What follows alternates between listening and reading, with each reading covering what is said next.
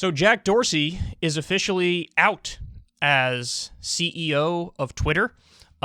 This came as a bit of a surprise to everybody. Now, a lot of people might initially celebrate that. That might be your instinct. It's not like he was the best leader of social media. I think that there's an issue that many people are interested in on both sides of the equation, to be fair.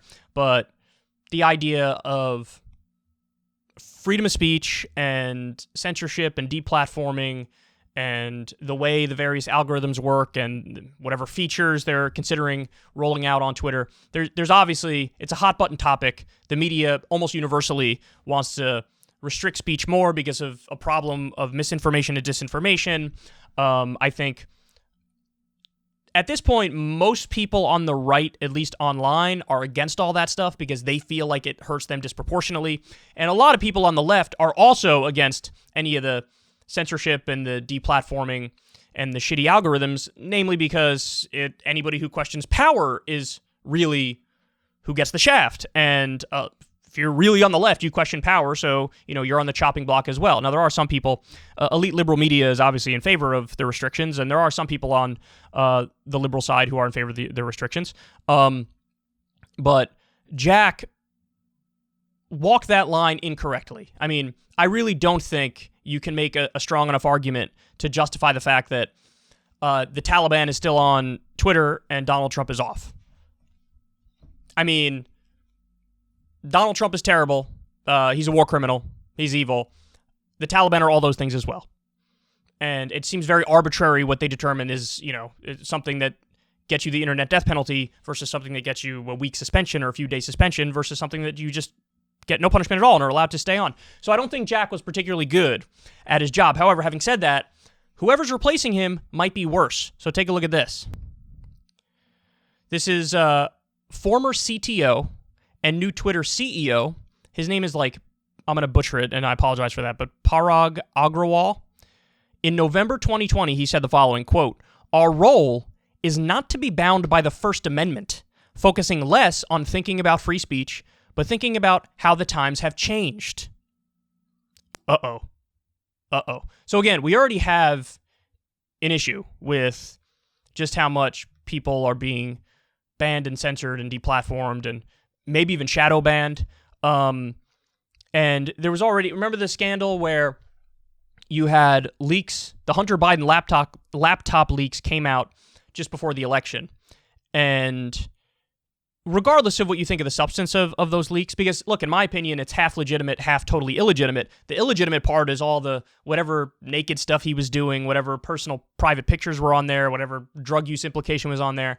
That's personal, that's out of bounds, it's just violating somebody's privacy, there's no reason to share that. But the part that was legitimate was all the information on legit corruption, which of course Hunter was involved in, and it implicates Joe Biden as well.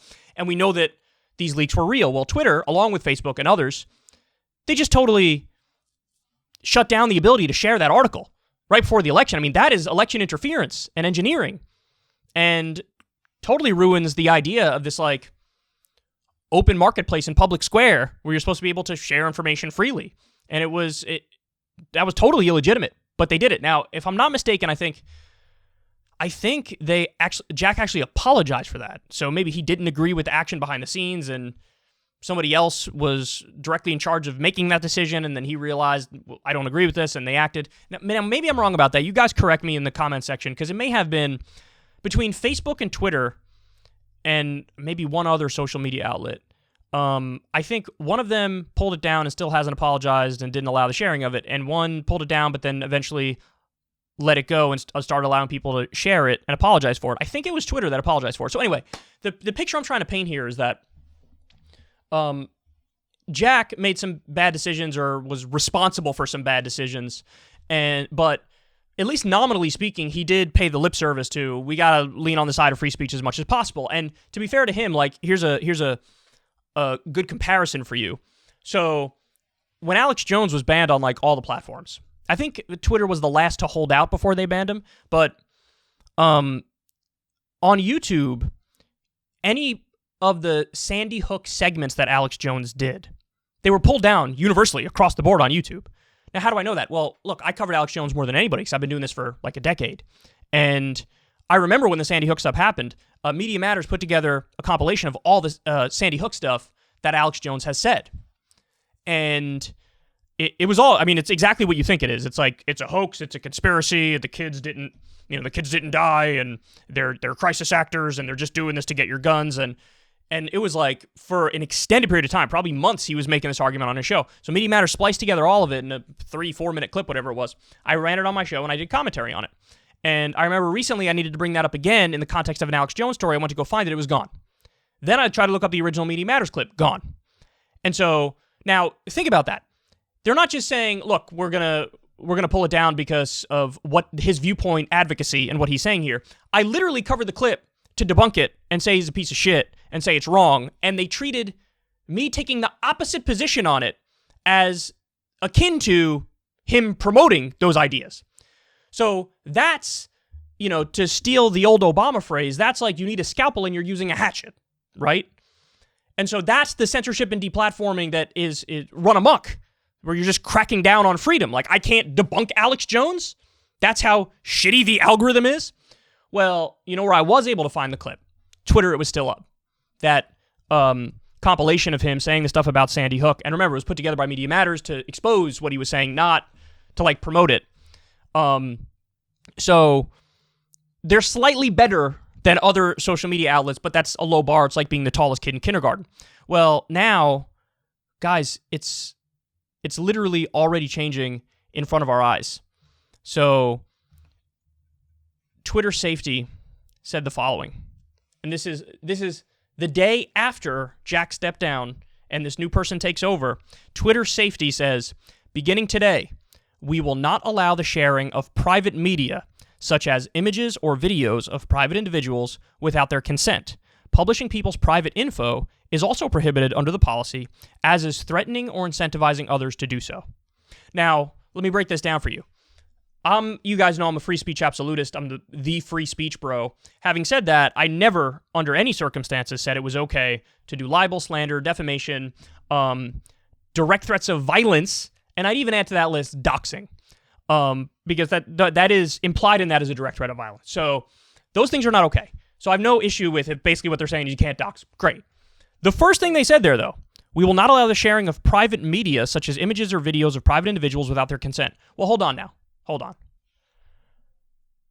I mean, you can interpret that in a million different ways, but one of the ways to interpret that is, so what if I share a picture that has 2 other people in it who are in my field, and I share it, and they didn't give me their express consent or whatever? Will Twitter just pull that down automatically? Okay, my guess is no.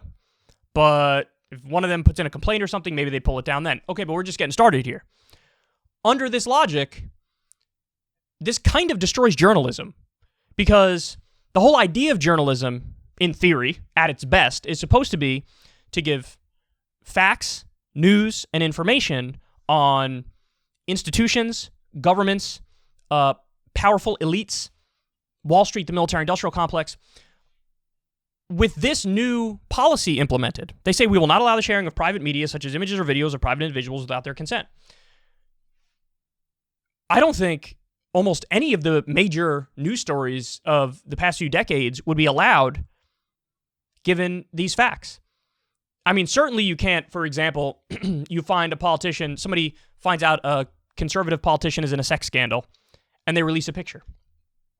It doesn't even have to be nude, because that, I think, would maybe be a violation of privacy in my estimation, but just picture the person with their mistress or whatever.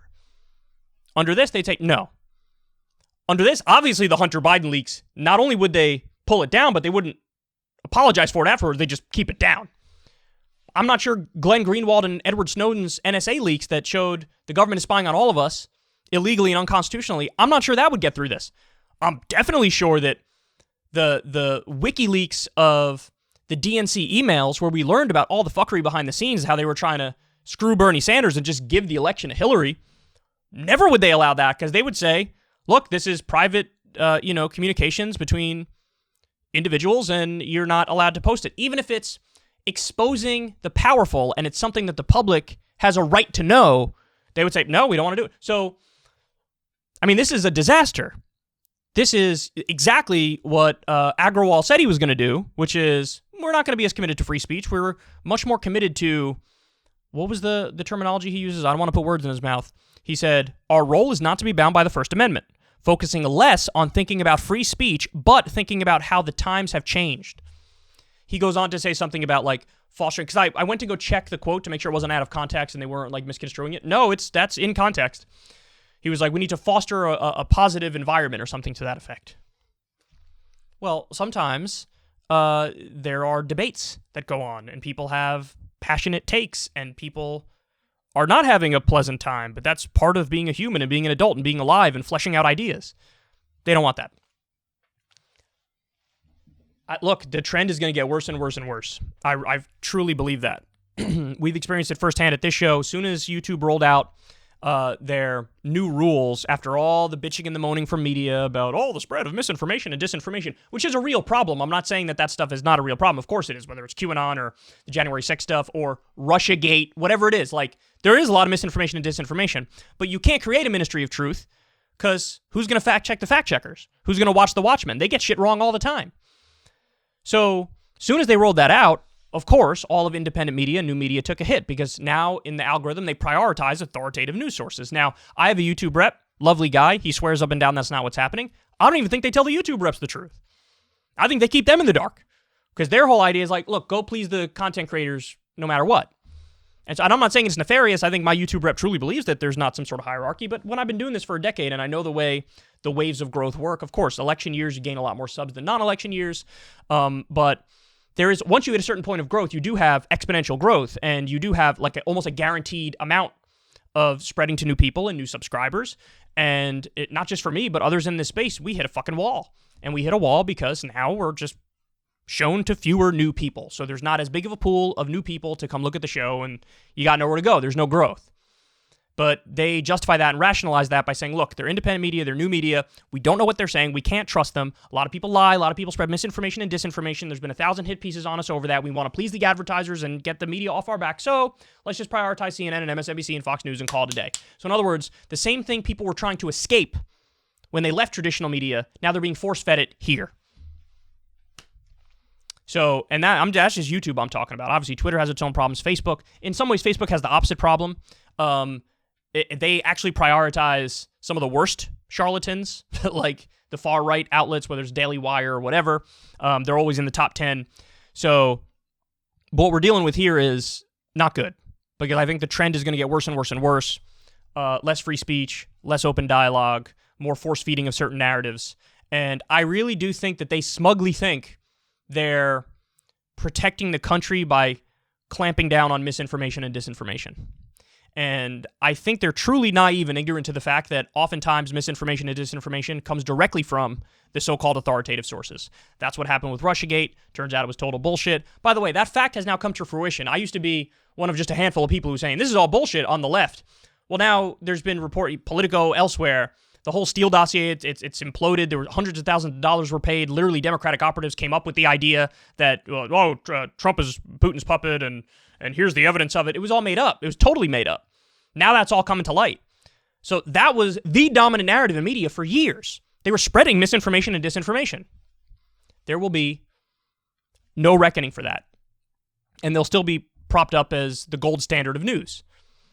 Look at every war. Brian Williams was praising the beauty of our missiles as they launched at Syria.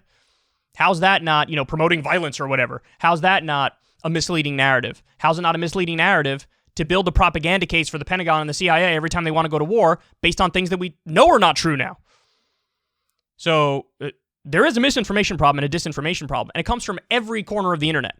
I'm not downplaying the horrendous impact of the Stop the Steal bullshit and the QAnon stuff, this brainwashing of people that leads them to political extremes. I'm not downplaying that at all. That's a horrendous problem. It's also a horrendous problem that the authoritative news sources are not authoritative at all, and they have their own conspiracies. But I think that they really think, oh no, we got to keep the bad guys at bay, and so that's why we're doing this. And I don't foresee it getting better, and that's a shame. If you want to see me and Crystal Ball interview legends like Noam Chomsky, Cornel West, and more, subscribe to Crystal Kyle and Friends on Substack. $5 a month gets you the video version a day early. Remember, we take 0 ad dollars for this podcast. Or you can sign up on Substack for free and get the audio version a day later. Link in the video description box below.